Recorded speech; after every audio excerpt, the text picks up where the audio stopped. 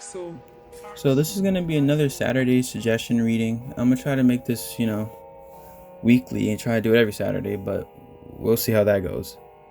So anyways, getting right into it, for our first suggestion, it says make epic rarity of fruits.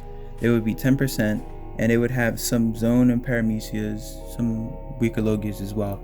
I think this would be good because it's kind of weird having gum be a rare. It feels like it shouldn't be a rare, but it really shouldn't be a legendary. And I do think that another category in between rare and legendary would kind of help with the repetitiveness of finding Bon, Bari, and Suke.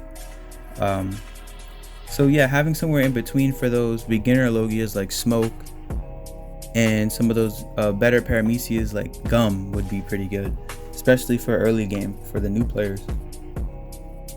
This next one says remove Geppo cooldown in dungeon.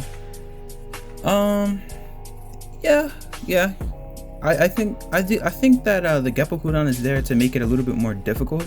It wouldn't be so hard if you could just Geppo over pretty much everything. But yeah, I do think that removing the cooldown would kind of help out with dungeons a little bit. This next suggestion says make more ways to travel to islands. If you have a high bounty, instead of using a travel fruit like a fast travel NPC where you pay Peli and they take you to different islands. I think that's really a good idea. As the map gets bigger, it's only going to get harder and harder to travel from point A to point B. So I think, and I like the idea of having it being locked to a certain bounty. Like maybe as long as you're above 20,000 bounty, you can use this fast travel feature. And it also kind of gives a purpose to bounty other than it just being like a flex. That's the only thing bounty is, a flex. It doesn't mean anything anymore. And that's why I really don't care about losing it to anybody. But yeah, having another way to travel to islands would be really, really good. A way they can do this without fast travel is maybe, adding faster boats, buffing forms of travel, but yeah, that's really all I have to say for this one. Next one says allow Pika and Goro users to use Soru because we cannot instant dash after 5M1. I don't think that they should be able to use Soru. I mean, Soru and the Pika and Goro dash both have their pros and cons. I think a definite pro of the Pika and Goro dash is that you can move while blocking. You can move a significant distance, while Soru, if you're blocking and you try to move, you're not really going to move that far. So yeah, I do think that Pika and Goro dash is good, and I think that Soru has its pros and cons as well. But I don't think that Pika and Goro users should be able to switch between their fruit dash and their fighting style dash at will. I don't think that's fair to the rest of the people, for the rest of the fruits who don't have a specific dash for their fruit. Oh, this one's actually really good. This is antimatter kick core shouldn't count as an ultimate, and I think that this should go for every fighting style ultimate, quote unquote. It just hinders the players who need to use that ult for damage, and usually it's the fruitless people. It's just hindering fruitless people. Antimatter kick core shouldn't count as an ultimate. So and I think the same thing should go for the Rokugan on Rokushiki fighting style, and also maybe the one sword style ult. The one sword style ult is really their only way of getting that big damage, even though I have seen some one sword style users that do some pretty big fucking damage, but I do think that the fighting style ults really shouldn't count as ults. I think the ult bar was mostly put in place to hinder fruits like Pika and Magu, who have those real high damaging ultimates.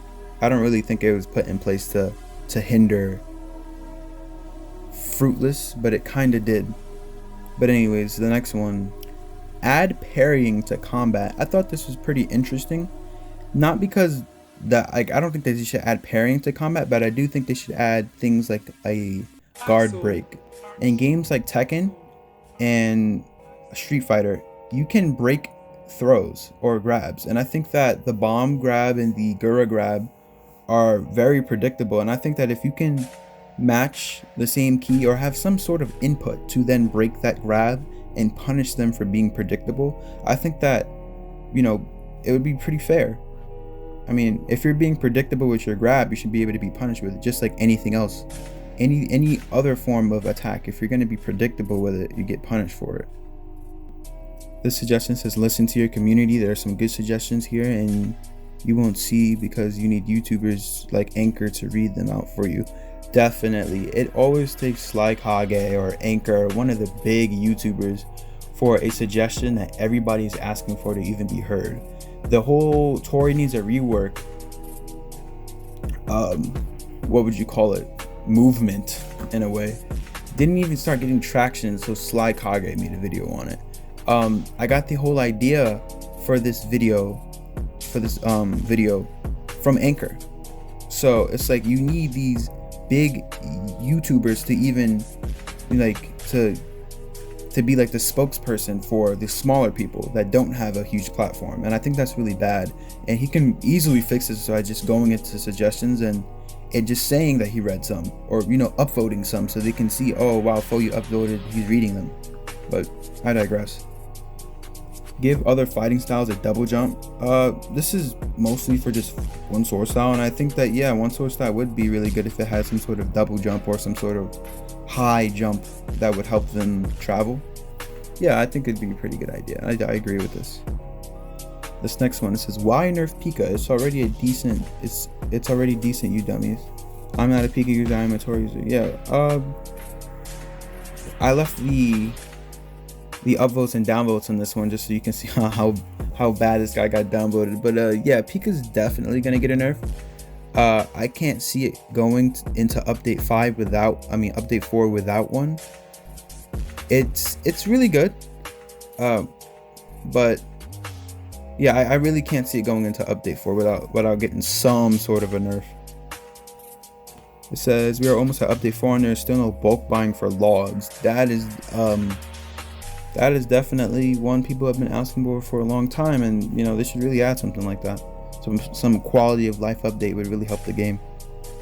And here, this one for the last one, it says make it so galleons can't spawn one after another because it kills solo ship farming. This would be a perfect way of kind of combating the problem with ships. Now, the problem with ships is even with 2 people, a galleon can be hard to kill if you don't have the right fruit. It's mostly because ship sliding, the fact that a lot of moves will end up hitting the sail of the boat and not actually the NPCs. For example, a Goro user will charge up a Raigo and the Raigo will hit the sail of the boat and not the actual boat itself. So making it so after a certain amount of caravels, a galleon can spawn to kind of keep it balanced. I think that's really a really good idea.